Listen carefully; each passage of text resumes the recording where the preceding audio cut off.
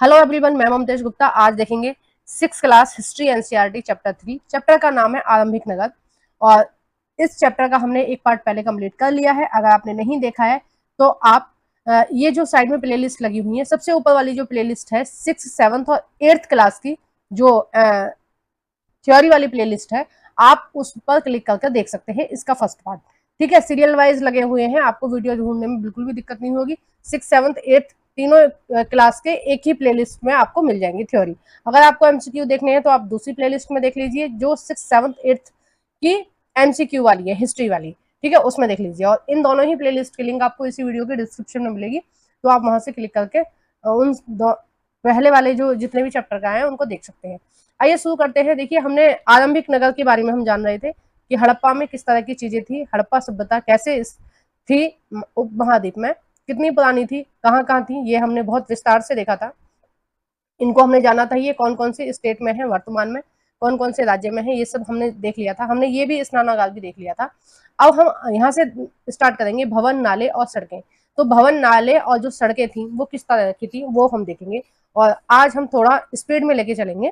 ठीक है, क्योंकि समझाने वाला ज्यादातर काम मैंने फर्स्ट पार्ट में आपको कर दिया था। इन नगरों के घर आमतौर पर 1 या 2 मंजिल होते थे, जैसे आज के होते हैं भवन उस तरह के थे। घर के आंगन के चारों ओर कमरे बनाए जाते थे, है ना। जैसे आज होता है ना, क्या होता है कि बीच में आंगन होता है। देखो, अगर आप शहर में रह रहे हैं तो आपको छोटे ही घर मिलेंगे, अगर गांव में रहते हैं तो इस तरह के आपको घर मिलते हैं कि बीच में इस तरह का आंगन होता है।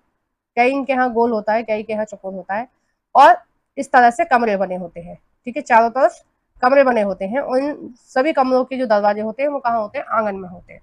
ठीक है, अधिकांश घरों में एक अलग स्नानागार होता था। ठीक है, एक क्या होता था, बाथरूम भी होता था और कुछ घरों में कुएं भी मिले हैं। यानी कि जो कुछ रईस लोग थे उनके घर में क्या थे, कुएं थे। कुएं हर किसी के घर में नहीं हो सकते, क्योंकि कुआं बनाने के लिए बहुत सारी ईंटों की जरूरत होती है।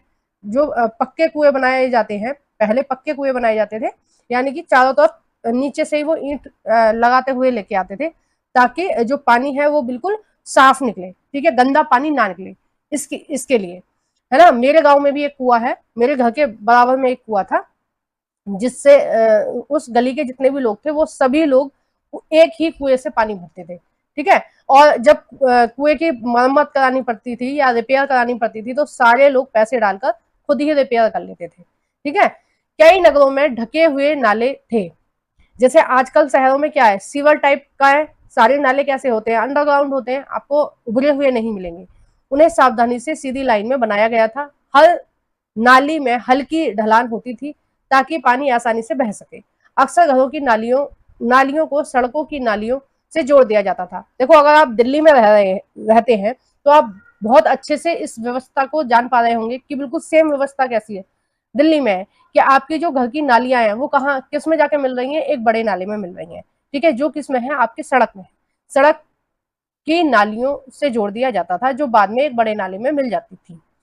नालों के ढके होने के कारण इसमें जगह जगह से मेहन हॉल बनाए गए थे। ठीक है, एक मिनट, मेहन हॉल, सॉरी, कहाँ पे है, मेन हॉल बनाए गए थे। मेन हॉल का मतलब है कि उनको साफ सफाई के लिए, उनकी देखरेख के लिए। ठीक है, अगर नालों की कई समय तक हम सफाई नहीं करेंगे तो क्या हो जाएगा, उनमें कूड़ा जम जाएगा और वो क्या हो जाएंगे, ओवरफ्लो हो जाएंगे। ठीक है, जैसे कि आप देखते होंगे कि आपके घर आसपास के कई बार क्या होता है, जो सीवर होते हैं वो पूरी तरह से ब्लॉक हो जाते हैं, है ना। ब्लॉक हो जाते हैं और वो क्या हो जाते हैं, पूरी तरह से खराब हो जाते हैं, पानी पूरी सड़कों पर हो जाता है। तो फिर आप क्या करते हैं, आप एमसीडी में जाकर शिकायत करते हैं और वहां के कर्मचारी उन नालों को साफ करने के लिए आते हैं, उन सीवरों को साफ करने के लिए आते हैं। घर, नाले और सड़कों का निर्माण योजनाबद्ध तरीके से एक साथ ही किया जाता था। आइए जानते हैं नगरीय जीवन। नगरीय जीवन किस तरह का था। हड़प्पा के नगरों में बड़ी हलचल रहा करती होगी। यहाँ पर ऐसे लोग रहते होंगे जो नगर की खास इमारत बनाने की योजना में जुटे रहते होंगे। यानी कि जिस तरह से आज इंजीनियर टाइप के लोग होते हैं उस तरह से पहले भी होते होंगे, क्योंकि देखो बिल्कुल सिस्टमेटिक तरीके से बनी हुई है। देखो, नालियां, सड़क, नाले, ये सारे बिल्कुल सिस्टमेटिक तरीके से बने हुए हैं। इसका मतलब क्या है कि पहले के टाइम में, हड़प्पा के टाइम में भी इंजीनियर रहा करते होंगे। ठीक है, यह संभवतः है कि यहाँ के शासक थे, सॉरी, जो नगर की कुछ खास इमारतें बनाने की योजना में जुटे रहते होंगे। यह संभव है कि यहाँ के शासक थे। यह भी संभव है कि शासक लोगों को भेजकर दूर दूर से धातु, बहुमूल्य पत्थर और अन्य उपयोगी चीजें बनाते होंगे। देखो ये सारी चीजें हम आगे देखेंगे इसी चैप्टर में कि यहाँ पर कुछ ऐसे साक्ष्य मिले हैं कि दूर दूर से चीजें मंगाई जाती थी। जैसे राजस्थान से कुछ चीजें मंगाई जाती थी, है ना, चांदी वगैरह और पत्थर वगैरह। कुछ चीजें कर्नाटक से मंगाई गई, जैसे सोने के साक्ष्य मिले हैं। तो सोना आसपास कहीं नहीं मिलता, कहाँ मिलता है? हमारे कर्नाटक में मिलता है, भारत में कर्नाटक में मिलता है। तो बहुत सारी चीजें ऐसी थी जिनसे ये पता चलता है कि जो राजा थे वो दूर दूर अपने लोगों को भेजते थे और वहां से कुछ कुछ चीजें मंगवाते थे। शायद शासक लोग खूबसूरत मनकों और सोने चांदी के बने आभूषण जैसी कीमती चीजों को अपने पास रखते होंगे। इन नगरों में लिपिक भी होते थे, जो मोहरों पर तो लिखते ही थे और शायद अन्य चीजों पर भी लिखते होंगे जो बच नहीं पाई, क्योंकि ये सभ्यता बहुत पुरानी है। तो बहुत सारी चीजें क्या है, नष्ट हो गई होंगी, है ना, बहुत सारी चीजें नष्ट हो गई होंगी। तो जो मोहरें मिली हैं, जो अभिलेख मिले हैं, उनसे क्या प्रदर्शित होता है कि लिपिक भी होंगे। लिपिक माने चीजों को लिखने वाले, ठीक है। आजकल क्या है, आजकल हम टाइप करके सब चीजों को लिख लेते हैं। अगर आप आज से 50 साल पहले जाएं तो सारी चीजें क्या होती थी, हाथ से लिखी जाती थी, ठीक है। सारे कागज किससे लिखे जाते थे, हाथ से लिखे जाते थे। टाइप मशीन नहीं थी, है ना। इस तरह से जैसे आप स्क्रीन पे ये सिस्टमेटिक तरीके से लिखा हुआ देख रहे हैं, एक एक शब्द आपको क्लियर नजर आ रहा है, उस तरह से नहीं था। अगर मैं 50 साल पहले अगर आपको पढ़ा रही होती तो किस तरह से पढ़ा रही होती, ये सब मैंने अपने हाथ से लिखा हुआ होता, है ना। तो इस तरह की चीजें थी। तो हाथ से लिखी हुई चीजें मिल रही हैं, इसका मतलब कुछ लोगों का काम ही ये होगा लिखने का, है ना। अभिलेख वगैरह या राजा का कोई संदेश भेजना है या कुछ भी कानूनी चीजें हैं, कुछ भी दस्तावेज है, उनको लिखने का काम होगा। तो उनको क्या बोला गया है, लिपिक बोला गया है ना। इसके अलावा नगरों में शिल्पकार स्त्री पुरुष भी रहते होंगे, यानी कि ऐसा ऐसा हो सकता है कि कुछ शिल्पकार स्त्री भी हों और पुरुष भी हों। जैसे आज के टाइम में होता है कि हर विभाग में लड़कियां भी काम कर रही हैं, लड़के भी काम कर रहे हैं, जो अपने घरों या किसी उद्योग स्थल पर तरह तरह की चीजें बनाते होंगे। यानी कि उद्योग स्थल का मतलब है जहां पर औजार बनाए जाते थे, मन के बनाए जाते थे, आभूषण बनाए जाते थे। उद्योग स्थल का मतलब है फैक्ट्री, ठीक है, जो फैक्ट्रियों में काम करते होंगे, जैसे आज होता है, स्त्री पुरुष दोनों काम करते हैं फैक्ट्रियों में।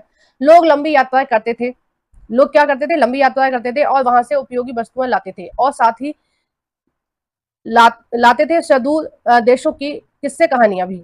यानी कि वस्तुएं भी लाते थे और वहां पर किस तरह की चीजें होती थी वह भी लाते थे। मिट्टी से बने कई खिलौने भी मिलते हैं जिनसे बच्चे खेलते होंगे। यानी कि जब लोग एक स्थान से दूसरे स्थान जाते थे तो वहां से बहुत सारी वस्तुएं भी लाते थे और कहानी किस्से भी लाते थे। कहानी किस्से का मतलब है, देखिए आप कहीं घूमने जाएंगे, ठीक है, आप मान लीजिए यूपी में रह रहे हैं, ठीक है, उत्तर प्रदेश में रह रहे हैं, और आप कहाँ जाएंगे, उत्तराखंड जाएंगे, मनाली मनाली वगैरह घूमने, हिमाचल प्रदेश में जाए या जम्मू कश्मीर में जाए, तो वहां पर लोग किस तरह से खाते हैं पीते हैं सब आप देखोगे। 3-4 दिन रहोगे तो वहां पर ऑब्जर्व करोगे ना, देखोगे कि वहां का खान पीन आपके खान पीन से अलग है, वहां के कपड़े आप लोगों के कपड़ों से अलग है, वहां के भाषा आप लोगों से अलग है। तो जब आप घर लौटोगे तो आप क्या करोगे, इन कहानी किस्सों को किसको बताओगे, अपने पड़ोसियों को बताओगे कि भाई हम कश्मीर गए थे, वहां पे ऐसा था, हम उत्तराखंड गए थे, वहां पर ऐसा था, है ना। वहां के लोग इस तरह से खाना खाते हैं, वहां पर इस तरह की सब्जी नहीं बनती, उस तरह की बनती है, एक नई डिश भी बनती है वहां पे इस तरह की। तो ये क्या है, कहानी किससे, जब आप एक स्थान से दूसरे स्थान जाते हैं तो आप इन चीजों को भी अपने साथ लेके जाते हैं। सबसे ऊपर मोहनजोदड़ो की एक सड़क और उसमें बना नाला है। देखो ये है नाला है सड़क के बीच में, और ऊपर में क्या है, ये क्या है, कुआं है, ठीक है। अब देखिए बाई तरफ हड़प्पा की एक मोहर है। देखो ये क्या है, ये मोहर है, ठीक है, इस पर कुछ लिखा है। जो ये लिपि अभी तक पढ़ी नहीं गई है, नहीं पता नहीं चल रहा कि क्या लिखा है। ये क्या है, एक तरह की मोहर है ना। और ये क्या है, ये कुछ खिलौने मिले हैं जो बच्चों के खेलने के लिए थे। उपमहाद्वीप में पाए गए लेख का यह एक प्राचीनतम उदाहरण है। विद्वानों ने इसे पढ़ने की कोशिश की है, लेकिन अभी तक इस लिपि का पता नहीं चला है। और दाईं ओर क्या है, पक्की मिट्टी के खिलौने मिले हैं, यानी कि कुछ ये खिलौने मिले हैं जो मिट्टी के हैं। इससे पता चलता है कि वो बच्चों के खिलौने पर भी ध्यान देते थे, बच्चों को खिलौने भी बनते थे, बच्चों के खिलौने भी। नेक्स्ट देखते हैं नगर और नए शिल्प। नगर और नए शिल्प किस तरह के थे। आओ अब कुछ ऐसी चीजों के बारे में अध्ययन करें जो हड़प्पा के नगरों से प्राप्त हुई हैं। अब देखिए हम देखेंगे कि हड़प्पा के नगरों से क्या क्या चीजें प्राप्त हुई हैं, हड़प्पा सभ्यता में कौन कौन सी चीजें प्राप्त हुई हैं। पुरातत्वविदों को जो चीजें मिली उसमें अधिकतर पत्थर, शंख, तांबे, कांसे और सोने और चांदी जैसी धातुओं से बनी चीजें मिली हैं। तांबे और कांसे के औजार, हथियार, गहने और बर्तन बनाए जाते थे, ठीक है। सोने और चांदी के गहने और बर्तन बनाए जाते थे। देखो ये जो चीजें जहां पर बनाई जाती थी उसको क्या बोला गया है, उद्योग स्थल। मैंने इससे पहले वाले स्लाइड में आपको बताया था। यहाँ मिली सबसे आकर्षक वस्तुओं में मनके, बाट और फलक है, ठीक है। बाट क्या होते हैं, अगर देखो आजकल तो सब डिजिटल चल रहा है, ठीक है। डिजिटल तराजू होता है, या उसको आप वेट मशीन भी बोल सकते हैं। वेट मशीन पे तोल कर वो आपको दे देते हैं, आप कहीं भी जाते हैं कुछ भी सामान खरीदने। पहले अगर आपने देखा हो बचपन में क्या होता था कि तराजू लेकर लोग बैठते थे, तराजू पर सामान तोलते थे, एक तरफ बाट रखते थे और एक तरफ सामान रखते थे। यानी कि अगर आपको 1 किलो सामान लेना है तो 1 किलो का बाट रख देंगे और सामान रख देंगे। जब वो जो बीच में सुई सी लगी होती है वो बराबर हो जाए तो सोचो बराबर है। ठीक है, 1 किलो आपका सामान तुल गया और आप उसको घर लेके आ जाते थे। ठीक है, तो तब के भी इस तरह के कुछ बाट मिले हैं। इनसे क्या पता चलता है कि लोग तो सामान तोलने के लिए इनका प्रयोग करते थे। ऊपर पत्थर के बाट देखो, कितने ध्यान से और उपयुक्त तरीके से इन बाटों को बनाया गया है। इन्हें चार्ट पत्थर, ठीक है, पत्थर का नाम याद रखना, ये क्वेश्चन पूछा जाता है एग्जाम में। इन्हें चार्ट पत्थर से बनाया गया था। इन्हें शायद बहुमूल्य पत्थर या धातुओं को तोलने के लिए बनाया जाता होगा। ठीक है, मध्य में मनके और इसमें से कुछ कार्नियल पत्थर से बनाए गए हैं, कुछ मनकों से बनाई गई हैं। देखिए ये मनके जुड़े हुए हैं, इस तरह की मालाएं बनाई गई हैं, कुछ कार्नियल पत्थर से बनाए गए हैं चीजें। ठीक है, तो ध्यान रखना कार्नियल पत्थर से क्या बनाए गए थे, आभूषण बनाए गए थे, और चार्ट पत्थर से क्या बनाया गया था, ये बाट बनाया गया था। ठीक है, एग्जाम में पूछा जाएगा तो आप ध्यान रखना। पत्थर को काटना और तराश कर मनके बनाए गए, इनके बीच में छेद किए जाते थे ताकि धागा डालकर माला बनाई जा सके। मध्य में दाईं तरफ पत्थर के धारदार फलक हैं। देखो ये है धारदार, क्या है, फलक है, जिससे ये पता चलता है कि इनका भी प्रयोग किसी चीज के लिए किया जाता होगा। नीचे दिए गए कढ़ाईदार वस्त्र एक महत्वपूर्ण व्यक्ति की पत्थर से बनी मूर्ति है जो मोहनजोदड़ो से मिली है। इसमें कढ़ाईदार वस्त्र पहनकर दिखाया गया है। अब देखिए इस तरह से दिखाया गया है, कढ़ाईदार वस्त्र पहने हुए दिखाया गई है ये मूर्ति। देखो टूटी फूटी है ये मूर्ति। देखो एक हाथ इसका यहाँ रहा होगा और एक हाथ ये रहा होगा, तो क्योंकि पुरानी मूर्तियां हैं तो टूट फूट गई है। इसकी नाक भी थोड़ी सी टूटी हुई है, लग रही है। ठीक है, ऐसे गोल नहीं लग रही है, जबकि देखिए कान कितना सुंदर लग रहा है इनका, दाढ़ी कितने सुंदर तरीके से दिखाई गई है।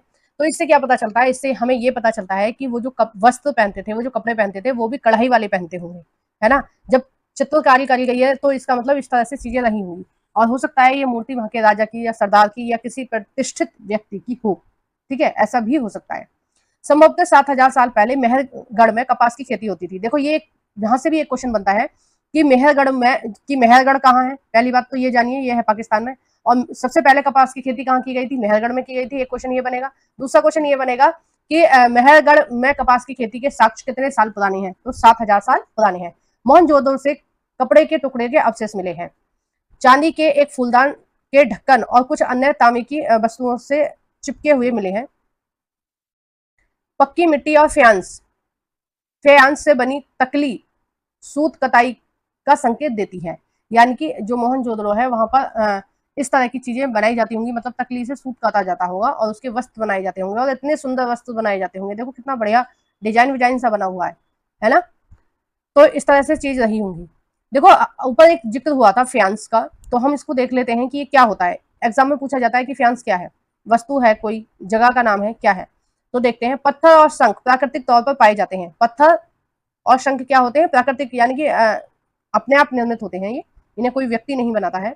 लेकिन फ्यांस को कृत्रिम रूप से तैयार किया जाता था, यानी कि इसको लोग तैयार करते थे। कैसे तैयार करते थे, बालू या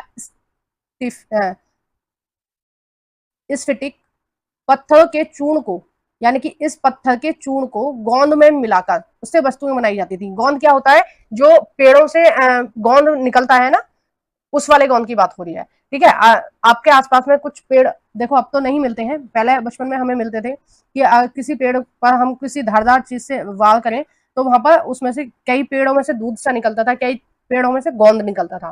ठीक है, मुझे बहुत अच्छे से ध्यान है, जब मैं छोटी थी तो इस तरह से उससे बनता था, और बच्चे क्या करते थे, उस गोंद को निकाल के ले आते थे, उस पेड़ में से खुर्च के ले आते थे और उसका गोल गोल बना के गेंद बना के खेलते थे। ठीक है, तो ये चीज मैंने देखी है, मैंने भी खेला है ऐसे। जब हम स्कूल जाते थे तो रास्ते में जो पेड़ होते थे उनसे उसको गोंद को ले आते थे और खेलते थे। तो इन लोगों ने क्या किया कि बालू या पत्थर के चूर्ण को क्या करा, उस गोंद में मिलाकर, वो गोंद क्या होता है, सूखने के बाद ठोस बन जाता है। ठीक है, उससे कुछ चीजें बनाई जाती थी, उससे कुछ वस्तुएं बनाई जाती थी। ठीक है, इसके बाद उन वस्तुओं पर एक चिकनी परत चढ़ा दी जाती थी। इस चिकनी परत से रंग प्राय नीले, इस चिकनी परत का जो रंग होता था वो कैसा था, नीले या हल्के समुद्री रंग के होते थे। देखो जैसा ये दिख रहा है ना। फ्यांस से मनके, यानी कि कुछ मोती वगैरह बनाई जाती थी, चूड़ियां बनाई जाती थी, भाले बनाए जाते थे, यानी कि कानों का कुछ बनाया जाता था, इयरिंग्स टाइप का, और छोटे बर्तन बनाए जाते थे। ठीक है, तो इस तरह की चीजें फ्रांस से बनाई जाती थी। एक तरह से क्या, जैसे आजकल मेटल का यूज होता है, जैसे प्लास्टिक का यूज होता है, प्लास्टिक के बर्तन वगैरह बना लिए जाते हैं पिघलाकर, है ना, या फिर धातुओं के बनाए जाते हैं, लोहे के, स्टील के, इस तरह के। तो तब इतना ज्यादा आविष्कार नहीं रहा होगा कि इस तरह की फैक्ट्रियां लग सकें, तो वो उन्होंने किस तरह का यूज किया, फ्रांस का यूज किया, और कुछ छोटी छोटी मशीनें बनाने के लिए, कुछ छोटे बर्तन या आभूषण बनाने के लिए, ताकि चीजें हैं वो लॉन्ग टाइम तक चले। ठीक है, अब देखो अब भी उन चीजों के साक्ष्य मिल रहे हैं, तो इसका मतलब तब तो बहुत अच्छे से चल रही होंगी वो, 4000 साल पुरानी चीजें अब तक सुरक्षित हैं, तो है ना। इसमें से अधिकांश वस्तुओं का निर्माण विशेषज्ञों ने किया था। विशेषज्ञ यानी कि स्पेशलिस्ट होते थे उस टाइम पे, है ना, जैसे आज होते हैं इंजीनियर टाइप के लोग, उस तरह के विशेषज्ञ उसे कहते हैं जो किसी खास चीज को बनाने के लिए खास प्रशिक्षण लेता है। जैसे घर मकान बनाने का प्रशिक्षण लेते हैं कुछ लोग, बर्तन बनाने का, है ना, अलग अलग चीजें के विशेषज्ञ होते हैं, अलग अलग चीजों को बनाने में माहिर होते हैं। अगर कोई व्यक्ति कपड़े की फैक्ट्री में काम कर रहा है, कपड़ा बना रहा है, अगर उससे हम क्या बोलें कि तुम भाई बर्तन बनाओ या मिट्टी के खिलौने बनाओ, तो वो शायद नहीं बना पाएगा, क्योंकि उसको नहीं पता है कि वो कैसे बनते हैं। या फिर हम मिट्टी के खिलौने बनाने वाले व्यक्ति से कहें कि आप बर्तन या कपड़ा बनाओ, तो वो नहीं बना पाएगा, क्योंकि हर चीज के कारीगर अलग होते हैं, है ना, और वो अपनी चीजों में माहिर होते हैं। प्रशिक्षण लेकर, यानी कि ट्रेनिंग वगैरह लेकर, जैसे आपने ट्रेनिंग ली है बीएड के बाद, है ना, टीचिंग प्रैक्टिस होती है ना 40 दिन की, क्यों होती है, ताकि आप ये समझ सकें, जान सकें कि बच्चों को कैसे पढ़ाना है। जैसे पत्थर तराशना, मन के चमकाना, या फिर मोहरों की पच्चीकारी करना। ठीक है, तो इस तरह की जो चीजें बनाई होंगी लोगों ने, तो इस तरह की चीजों के विशेषज्ञ रहे होंगे, है ना। क्योंकि जैसे मूर्ति बनाने के कुछ लोग होते हैं, अब मूर्तियां बनाई, जैसे जैसे भगवान राम की मूर्ति बनाई गई है राम मंदिर में, तो एक अलग टाइप की मूर्ति है, हाँ कोई नहीं बना सकता, आप नहीं बना सकते, कोई और व्यक्ति नहीं बना सकता, केवल वही लोग बना सकते हैं जो मूर्ति बनाने में माहिर है, यानी कि विशेषज्ञ या स्पेशलिस्ट हम उनको बोल सकते हैं। ठीक है, अभी एक चित्र देखा था, उसमें दाढ़ी को कितनी अच्छी तरह से दर्शाया गया था। अगर आपको हम बोले कि आप चित्र बनाइए एक व्यक्ति का, तो शायद आप इतनी अच्छी तरह से ना बना पाए, आप 6 क्लास में पढ़ रहे हैं, तो दाढ़ी को इतनी अच्छी तरीके से नहीं दिखा पाओगे जितनी अच्छी तरीके से इन्होंने दिखाया है। देखिए कितने अच्छे तरीके से लाइन वाइन बनाई है। तो इस तरह के लोग स्पेशलिस्ट रहे होंगे उस टाइम पे, मूर्तिकार रहे होंगे, मूर्ति बनाने वाले, मन के बनाने वाले, चीजें बनाने वाले, बहुत सारी चीजें अलग अलग टाइप की। हर व्यक्ति विशेषज्ञ नहीं हो पाता, हम यह पता नहीं कर सकते हैं कि क्या सिर्फ पुरुष ही ऐसे काम में प्रशिक्षण में अच्छे रहे होंगे या प्रशिक्षण लेते होंगे। हो सकता है महिला भी लेती हो सकता है दोनों ही काम में दक्ष हो। ठीक है, नेक्स्ट देखते हैं कच्चे माल की खोज। कच्चे माल की खोज में लोग कहां से कहां तक जाया करते थे, वो हम इस पैरा में पढ़ेंगे। कच्चा माल उन पदार्थों को कहते हैं जो या तो प्राकृतिक रूप से मिलते हैं, या फिर किसान या पशुपालक उनका उत्पादन करते हैं। देखो प्राकृतिक रूप से हमें क्या मिला हुआ है, हवा मिली हुई है, धूप मिली हुई है, पेड़ पौधे मिले हुए हैं, वन मिले हुए हैं। ये वन किसी ने लगाए थोड़ी है, ये तो ऑटोमेटिक है, भगवान ने बना के दिए हैं हमें, प्रकृति ने बना के दिए हैं।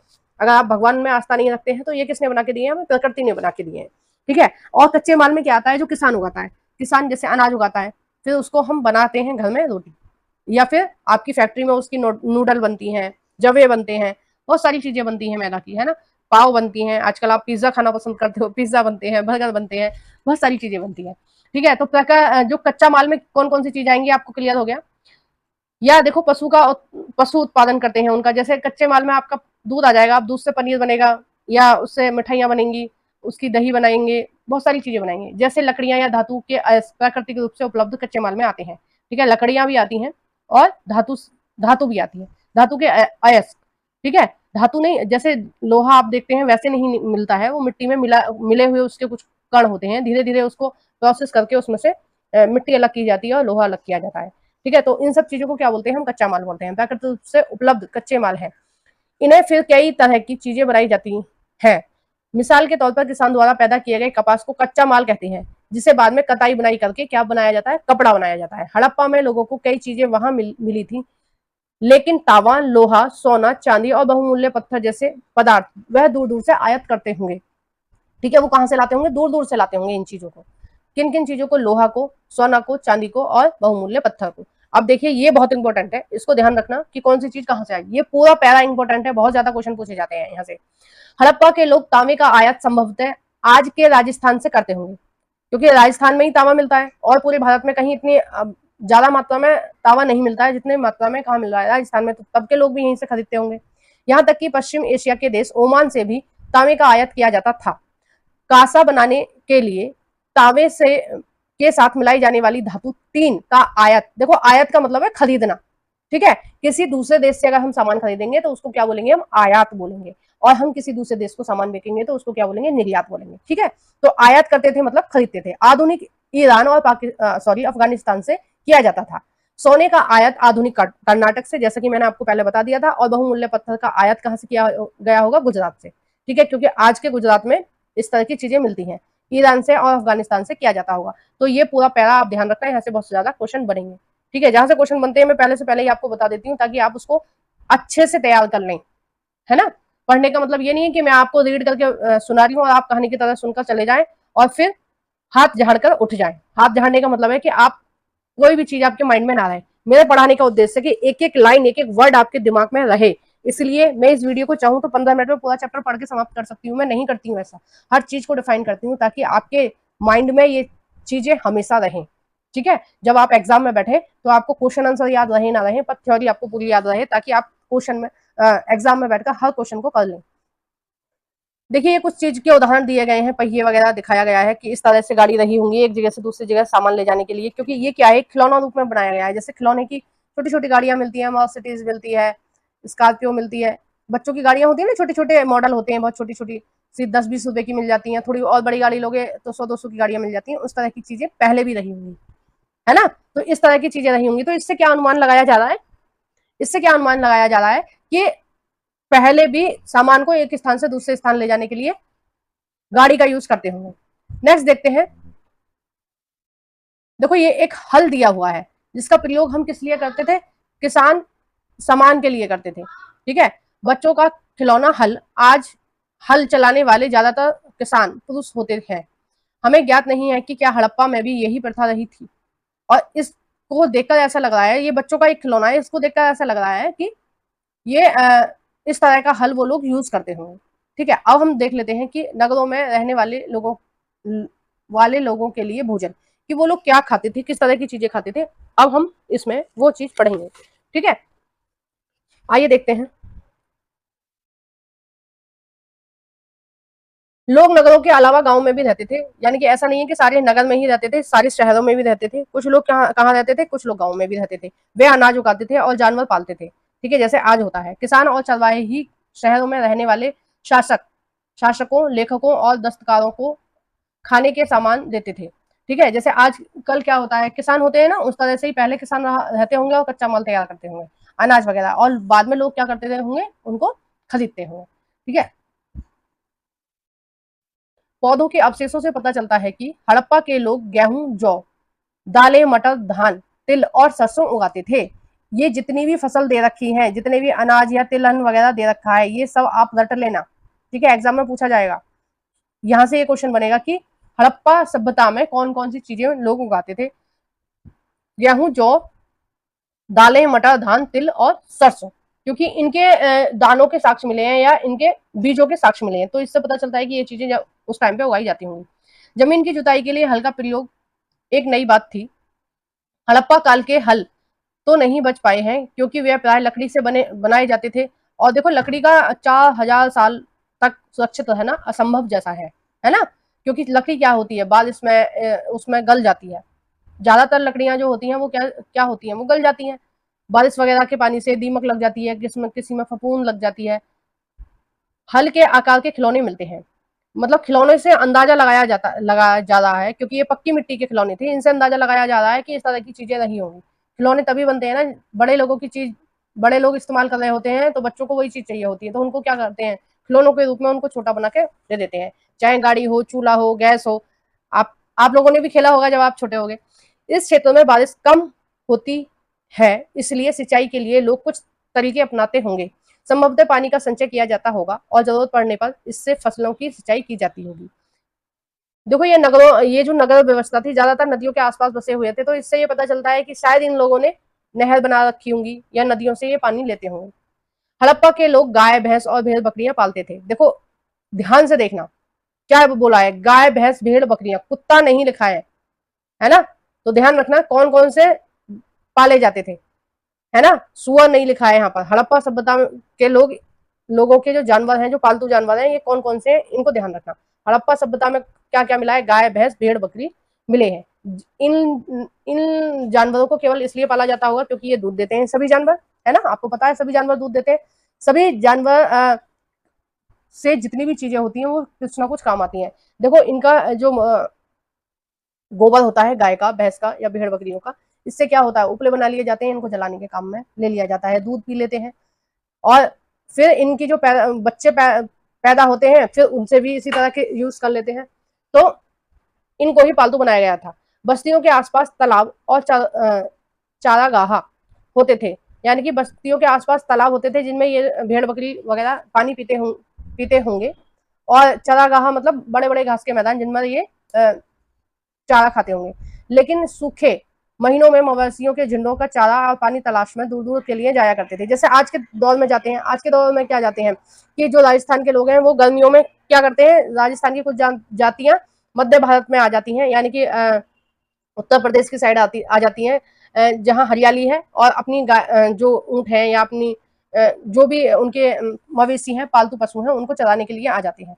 वे बेर जैसे फलों को इकट्ठा करते थे। ठीक है, ये साक्ष्य मिले हैं कि बेर वो लोग खाते थे, मछलियां पकड़ते थे और हिरन जैसे जानवरों का शिकार भी करते थे। ठीक है, तो इसमें जो सबसे ज्यादा इंपॉर्टेंट है वो ये है कि हड़प्पा की सभ्यता में कौन कौन से जानवर पालतू थे, और हड़प्पा सभ्यता के लोग क्या क्या उगाते थे। ठीक है, ये दो चीज बहुत इंपॉर्टेंट है, बाकी तो आप पढ़ लेना, नॉलेज जितनी हो उतनी अच्छी है। नेक्स्ट देखते हैं गुजरात में हड़प्पा कालीन नगर का सूक्ष्म निरीक्षण। हड़प्पा कालीन नगर किस तरह से थे, हम उसको बारीकी से जानेंगे। सूक्ष्म निरीक्षण यानी बारीकी से जाना, उसके डिटेल में जाना। कच्छ के इलाके में खादिर बैत के किनारे धौलावीरा नगर बसा था। ठीक है, वहां धौलावीरा नगर के बारे में पूछा जाए कि धौलावीरा नगर कहां बसा हुआ था, तो गुजरात में बसा हुआ था। ठीक है, वहां साफ पानी मिलता था और जमीन उपजाऊ थी। क्यों थी, क्योंकि ये जो नदी है, ये धौलावीरा कहाँ बसा हुआ था, नदी के किनारे बसा हुआ था। अब नदी के किनारे बसा हुआ था इसलिए वहां पानी कैसा मिलता था, साफ मिलता था। यहाँ हड़प्पा सभ्यता के कई नगर दो भागों में विभाजित थे, वहीं धौलावीरा नगर को 3 भागों में विभाजित किया गया था। देखिए हमने पीछे वाले जो पार्ट था उसमें पढ़ा था कि नगर कितने भागों में डिवाइड थे, 2 भागों में। एक पश्चिमी, देखो मैंने ऐसे बताया था आपको कि एक भाग पश्चिमी था, यानी कि ये वाला भाग कैसा था, ये पश्चिमी था, ये कैसा था, ये पूर्वी था। ठीक है, तो पश्चिमी भाग में ऊंचे घर मिलते थे और पूर्वी भाग में नीचे घर मिलते थे। ऐसा प्रतीत होता है कि गरीब लोग पूर्वी तरफ रहते होंगे और अमीर लोग पश्चिमी तरफ रहते होंगे, ऐसा प्रतीत होता है, शायद ऐसा रहा होगा। लेकिन जो धौलावीरा था, ये बाकी जो शहर जितनी सभ्यताएं मिली हैं, जितने शहरों की सभ्यताएं मिली है, उन सबसे अलग है। क्योंकि इस धौलावीरा में क्या था, नगर कितने भागों में डिवाइड था, 3 भागों में। ठीक है, ध्यान रखना इसको बहुत अच्छे से। इसके हर हिस्से के चारों ओर पत्थर की ऊंची ऊंची दीवारें बनाई गई थी। इसके अंदर जाने के लिए बड़े बड़े प्रवेश द्वार थे। इस नगर में एक खुला मैदान भी था जहां सार्वजनिक कार्यक्रम आयोजित किए जाते थे। यहाँ मिले कुछ अवशेष हड़प्पा में, हाँ ये वाली लाइन थी। इस नगर में एक खुला मैदान भी था जहां सार्वजनिक कार्यक्रम आयोजित किए जाते थे। यहाँ मिले कुछ अवशेषों में हड़प्पा लिपि के बड़े बड़े अक्षरों में पत्थरों पर गुदा हुआ है। ठीक है, और जो किसने लिखे होंगे, जो लिपिक ने लिखे होंगे। पीछे दिया था ना कि कुछ लोग लिपिक होते थे, यानी कि लिखने का काम करते थे, तो कुछ बड़े बड़े पत्थरों पर कुछ चीजें लिखी हुई हैं जो अभी तक पढ़ने में नहीं आई हैं। इन अभिलेखों को संभवतः लकड़ी में जड़ा गया था। यह एक अनोखा अवशेष है क्योंकि आमतौर पर हड़प्पा के लेख, मोहर जैसी छोटी वस्तुओं पर पाए जाते हैं, लेकिन यहाँ पर क्या है, बड़े बड़े बड़े अक्षरों में कुछ चीजें लिखी हुई हैं। जहां आयोजन किया जाता था, जहां सार्वजनिक सभा होती थी, यानी कि आम जनता को बुलाया जाता था। शायद जो बड़े लोग होते होंगे वो सभा वगैरह करते होंगे, प्रधान, या आप उनको सरदार बोल सकते हैं, या आप उनको छोटा सा राजा बोल सकते हैं। वो जहां सभा करते होंगे वो उनको क्या बोला गया है, उनको सार्वजनिक स्थान का कार्यक्रम करने वाला स्थान बोला गया है। ठीक है, तो वहां पर बड़े बड़े पत्थरों पर बड़ी बड़ी चीजें गोदी गई थी। ठीक है, गुदा था। नेक्स्ट देखते हैं, गुजरात की खंबात की खाड़ी में मिलने वाली साबरमती नदी की एक उपनदी के किनारे बसा हुआ लोथल। देखो दूसरे शहर का बारे में बता रहे हैं। पहले हमने क्या देखा, पहले हमने धौलावीरा देखा, ये भी गुजरात में है। लोथल भी कहाँ है, गुजरात में है। तो लोथल किस नदी के किनारे बसा हुआ है, ये क्वेश्चन आपसे कई बार पूछ लिया जाता है। लोथल कहाँ बसा हुआ है, साबरमती नदी की एक उपनदी है। ठीक है, साबरमती नदी की एक उपनदी है जिसके किनारे लोथल बसा हुआ है। यहाँ कीमती पत्थर जैसे, देखो कई बार अगर उपनदी का नाम न दिया हो और नदियां दी हुई हो और उसमें एक ऑप्शन साबरमती हो, तो आप साबरमती पर टिक कर देना। क्योंकि उपनदी के बारे में तो यहाँ पर कोई जिक्र है नहीं, उसका नाम नहीं दिया। तो अगर एग्जाम में ऑप्शन में साबरमती आता है तो आप साबरमती पर ही टिक कर देना। ठीक है, यहाँ कीमती पत्थर जैसे कच्चा माल आसानी से मिल जाता था लोथल में। क्यों मिल जाता था? क्योंकि यहाँ पर क्या करते थे, दूसरे देशों से आयात करते थे। ठीक है, दूसरे देशों से सामान खरीदा जाता था और बेचा जाता था। तो इसलिए यहाँ पर कुछ भंडार मिले हैं जिनसे ये पता चलता है कि यहाँ पर क्या रहा होगा, बंदरगाह रहा होगा और माल एक्सपोर्ट और इम्पोर्ट होता होगा। ठीक है,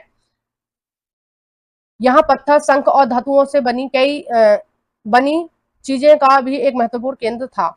इस नगर में एक भंडार गृह भी था। इस भंडार गृह से कई मोहरें और मुद्रांकन या मोहर बंदी या गीली मिट्टी पर दाबने से बनी उनकी छाप भी मिली है।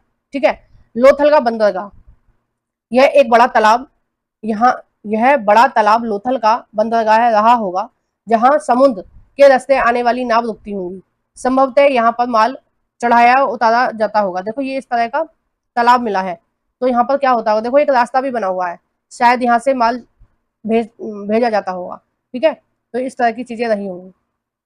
नेक्स्ट देखते हैं, यहाँ पर एक इमारत मिली है जहाँ संभवतः मन के बनाने का काम होता होगा। यानी कि एक तरह से आप फैक्ट्री मान सकते हैं कि जहाँ पर मन के यानी कि मोती बनाए जाते होंगे, आभूषण बनाए जाते होंगे। पत्थर के टुकड़े, अधबने मन के बनाने के उपकरण और तैयार मन के भी मिले हैं। तो इससे क्या पता चलता है कि मन के बनाने की एक फैक्ट्री रही होगी। ठीक है, और मन के क्या होते हैं, मोती होते हैं या स्टोन वगैरह जैसी चीजें होती हैं, जिनका प्रयोग हम ज्यादातर किस में करते हैं, आभूषण बनाने के लिए करते हैं। और ज्यादातर महिलाएं पहनती हैं आभूषण। ठीक है, पुरुषों को तो मैंने बहुत कम देखा है, नहीं पहनते हैं। महिलाएं ज्यादा सजती संवरती हैं। है भाई, कमेंट बॉक्स में बताना कि आप पुरुष भी पहनते हैं इस तरह की चीजें कि केवल महिला ही पहनती है। ठीक है, नेक्स्ट देखते हैं मुद्रा, मोहर और मुद्रांकन या मोहर बंदी, ये क्या है इसके बारे में हम जानेंगे। मोहरों का प्रयोग सामान से भरे उन डिब्बों या थैलों को चिन्हित करने के लिए किया जाता होगा जिन्हें एक स्थान से दूसरे स्थान भेजा जाता था। देखो पहले पैकिंग मशीन तो नहीं होती थी, जैसे आजकल क्या है, सारा सामान आपको पैकेट में मिलता है। परचून की दुकान पर जाइए, पानी तक आपको पैकेट में मिलता है। ठीक है, छोटे छोटे पैकेट मैंने देखे, 2-2, 3-3 रुपए की थैलियां मिलती हैं पानी की। और आप मिर्च ले लीजिए, नमक ले लीजिए, आटा ले लीजिए, सब कुछ आपको पैकिंग में मिलता है। और कंपनी से माल आ रहा है और आप तक पहुंच रहा है। तो मान लीजिए कंपनी कहाँ है, गुजरात में है, और सामान कहाँ मिल रहा है आपको, दिल्ली में, यूपी में, हरियाणा में, यहाँ मिल रहा है। अब पूरी गारंटी है ना कि बीच में किसी ने इस सामान में से कुछ निकाला नहीं होगा या फिर इसमें कुछ फेरबदल नहीं करी होगी, है ना। कुछ बहुमूल्य चीजें भी आ रही हैं पैकेट में, तो अब पैकिंग अगर खुली हुई होगी तो आपको पता चल जाएगा ना कि पैकिंग के साथ छेड़छाड़ की गई है ना। किसी भी पैकेट की, नमकीन है, बिस्किट है, कुछ भी चीज है, अगर जो डिलीवरी करने वाला व्यक्ति है, जो सामान एक स्थान से दूसरे स्थान लाके बेच रहा है, अगर वो पैकेट के साथ छेड़छाड़ करेगा तो आपको पता चल जाएगी कि भाई पैकिंग के साथ छेड़छाड़ की गई है, हम इस सामान को नहीं लेंगे, आपने इसमें से कुछ निकाला है या आपने सामान बदल दिया है। उसी तरह से पहले जमाने में भी जब चीजें एक स्थान से दूसरे स्थान जाती थी तो देखो कितनी होशियारी और चालाकी का काम चलता था, आप सोच भी नहीं सकते हैं। वो क्या करते थे कि मोहर बनाते क्या रखते थे, जिन डिब्बों में या थैलों में सामान भरा जाता था, उस पर क्या करते थे, उस थैले पर गीली मिट्टी पोत देते थे, गीली मिट्टी लगा देते थे, और उस गीली मिट्टी पे क्या करते थे, मोहर लगा दिया करते थे। देखो ये क्या है, गीली मिट्टी, और इस पे क्या है, मोहर लगी हुई है। अब जो मोहर लगा के किसी व्यक्ति ने भेजी है, ठीक है, जो सामान भेज रहा है एक स्थान से दूसरे स्थान भेजी है, और जो सामान लेगा तो डिलीवरी लेते समय वो क्या देखेगा कि मोहर बिल्कुल सही सलामत है या नहीं, क्या इस मोहर के साथ ये छेड़छाड़ की गई है। अगर ये मिट्टी वहां से हट गई है, टूट गई है, तो इसका मतलब क्या है कि ये जो सामान लेके आया है इसने जरूर इस सील को तोड़ा होगा और इसमें से सामान निकाल लिया, चोरी कर लिया होगा या सामान बदल दिया होगा। ठीक है, अब देखिए मैं दोबारा पढ़ती हूँ, आपको समझ में आएगा कि क्या चीज थी। मोहरों का प्रयोग सामान से भरे उन डिब्बों और थैलों को चिन्हित करने के लिए किया जाता होगा जिन्हें एक स्थान से दूसरे स्थान भेजा जाता था। थैलों को बंद करने के लिए उनके मुहानों, ठीक है, यानी कि जहां पर वो पैकेट बंद होगा, मुहानों पर गीली मिट्टी पोत कर उन पर मोहर लगा दी जाती थी। मोहर की छाप को मोहर बंदी कहते थे। ठीक है, कहते हैं। अगर यह छाप टूटी हुई नहीं होती थी तो साबित हो जाता था कि सामान के साथ कोई छेड़छाड़ नहीं की गई है। तो आपको समझ में आ गया पूरा सार। नेक्स्ट देखते हैं सभ्यता के अंत का रहस्य, कि क्या कारण रहे होंगे जो ये सभ्यता नष्ट हो गई। 4700 साल पुराने जो साक्ष्य मिले हैं, क्या हुआ होगा कि ये सभ्यता पूरी तरह से नष्ट हो गई। अब देखो साक्ष्य कैसे मिल रहे हैं, देखते हैं। लगभग 2900 यानी कि 3900 साल पहले एक बड़ा बदलाव देखने को मिलता है। अचानक लोगों ने इन नगरों को छोड़ दिया। लेखक मोहर और बाटों का प्रयोग बंद हो गया दूर दूर से। अब क्योंकि जो मोहरें वगैरह मिली है वो कितने साल पुरानी मिली है, वो 4700 साल पुरानी मिली है। ठीक है, अगर वो और पुरानी मिलती और कम पुरानी मिलती है, यानी कि अगर साक्ष्य मिलते कि 2500 साल पुरानी चीजें हैं। देखो ये जो पुरातत्वविद होते हैं ये निकाल लेते हैं किसी भी चीज की एज कि ये कितनी वर्ष पुराना है, कोई पत्थर है, कोई मोहर है, कोई कपड़ा है, तो वो उसका निकाल लेते हैं कि ये इतना वर्ष पुराना रहा होगा। उन अपने लैबों में उनके पास कई सारे जांच करने के तरीके होते हैं जिनसे वो पता लगा लेते हैं कि ये वस्तु कितने वर्ष पुरानी रही होगी। तो उनको जितनी भी चीजें मिली हैं वो ज्यादातर 4700 वर्ष पुरानी चीजें मिली हैं। तो उन्होंने ये अनुमान लगाया है कि इससे ज्यादा पुरानी चीजें नहीं मिली है, यानी कि 3900 वर्ष से पुरानी ज्यादा चीज नहीं मिली है। इसका मतलब 3900 वर्ष पहले ही ये सभ्यता नष्ट हो गई होगी। ठीक है, कब नष्ट हो गई होगी? 3900 वर्ष पहले ही, यानी कि लगभग 4000 वर्ष पहले ही ये सभ्यता नष्ट हो गई ही होगी। अब क्या कारण रहे होंगे वो देखते हैं। क्योंकि कैसे पता चला? क्योंकि ये जो मोहर है, बाट है, ये सब इन चीजों का प्रयोग लोगों ने बंद कर दिया। ये चीज नई नहीं बनी।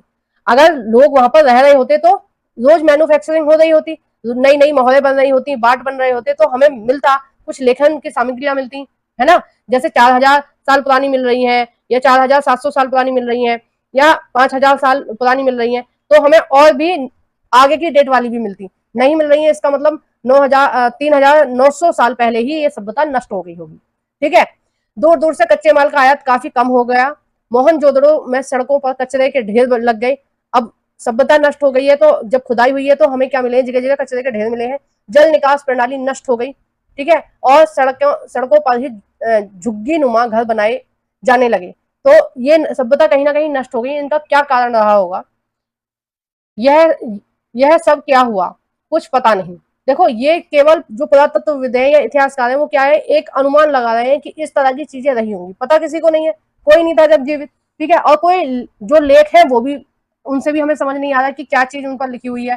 तो पुरातत्व जो विद हैं वो अपने अपने एक्सपीरियंस बता रहे हैं कि हो सकता है इस तरह से चीजें रही हो। कुछ विदों का कहना है, विद्वानों का कहना है कि नदियां सूख गई होंगी। देखो ये भी एक कारण होता है कि जीने के लिए किसकी जरूरत होती है? पानी की जरूरत होती है। पानी खत्म हो गया होगा तो इसका मतलब सभ्यता नष्ट हो गई होगी। अन्यों का कहना है, मतलब कुछ लोग ये कह रहे हैं, जो विद्वान है वो कह रहे हैं कि जंगलों का विनाश हो गया होगा, यानी कि जंगल खत्म हो गए होंगे तो उनके खाने पीने का सामान खत्म हो गया होगा, तो वो लोग भूख प्यास से मर गए होंगे। इसका कारण यह भी हो सकता है कि ईंट पकाने के लिए ईंधन की जरूरत पड़ती थी, तो हो सकता है उन लोगों ने क्या किया होगा, दूर दूर के जंगल सारे खत्म कर दिए होंगे ईंट पकाने के लिए। ठीक है, या फिर अन्य चीजों के लिए आसपास के जंगल खत्म हो गए होंगे तो वो लोग वहां से छोड़ के चले गए होंगे, उस जगह को छोड़ के चले गए होंगे। या फिर खाने पीने की चीजें खत्म हो गई तो भूख प्यास से मर गए होंगे। इसके अलावा मवेशियों के बड़े बड़े झुंडों से चरवाहे और घास वाले मैदान समाप्त हो गए होंगे।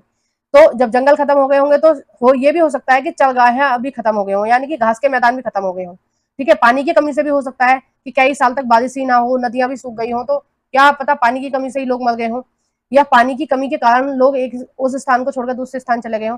कुछ इलाकों में बाढ़ आ गई होगी, ये भी हो सकता है, क्योंकि ज्यादातर सभ्यताएं कहाँ बसी हुई है? नदियों के किनारे बसी हुई है।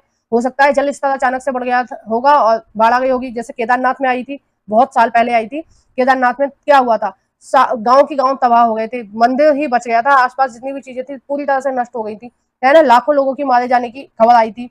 तो इस तरह से हो सकता है चीजें रही हों, और जो लोग बाद में बच गए हों उनको राहत की सामग्री ना मिली हो, तो हो सकता है वो लोग भी मर गए हों, और हो सकता है कि वो लोग उस स्थान को छोड़कर चले गए हों, क्योंकि बाढ़ और नदियां सूखने का असर कुछ ही इलाकों में हुआ होगा। ऐसा लगता है कि शासकों का नियंत्रण खत्म हो गया होगा।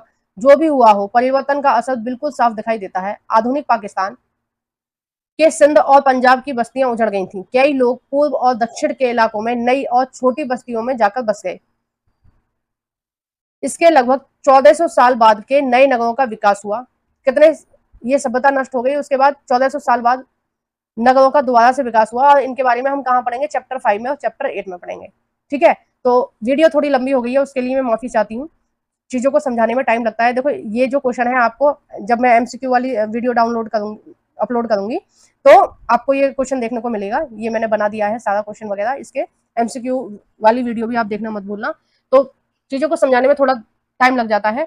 आप टाइम दे रहे हैं मेरे को, और मैं आपको इस चीज की गारंटी लेती हूँ कि आपको बहुत अच्छे से ये चीजें समझ में आ जाएंगी, आपके माइंड में बैठ जाएंगी, और आने वाले एग्जामों में आप चाहे आप टेट की तैयारी कर रहे हैं, चाहे टीजीटी की, चाहे पीजीटी की, ठीक है, चाहे यूपीएससी की या एसएससी की, किसी भी एग्जाम की तैयारी कर रहे हैं, आपको यहाँ से क्वेश्चन पूछे जाएंगे और इतनी डिटेल में ही क्वेश्चन पूछ रहे हैं आप। एग्जाम में ऊपर ऊपर से कोई क्वेश्चन नहीं आ रहा है, सारे क्वेश्चन डिटेल से ही आ रहे हैं। टाइम लगेगा आपको चीजों को समझने में, लेकिन एक बार आपने चैप्टर को अच्छी तरह से समझ लिया तो आगे आपको क्वेश्चन आंसर याद नहीं करने पड़ेंगे, आप क्वेश्चन देख के ही उसका आंसर का पता लगा लेंगे। तो आपको मेरी वीडियो कैसी लगी है प्लीज कमेंट बॉक्स में बताइए। वीडियो को जरूर से लाइक कर देना, और जो भी फ्रेंड आपके एनसीईआरटी पढ़ना चाहते हैं उन सभी फ्रेंडों के साथ मेरी इस वीडियो को शेयर कर देना। Thank you for watching everyone.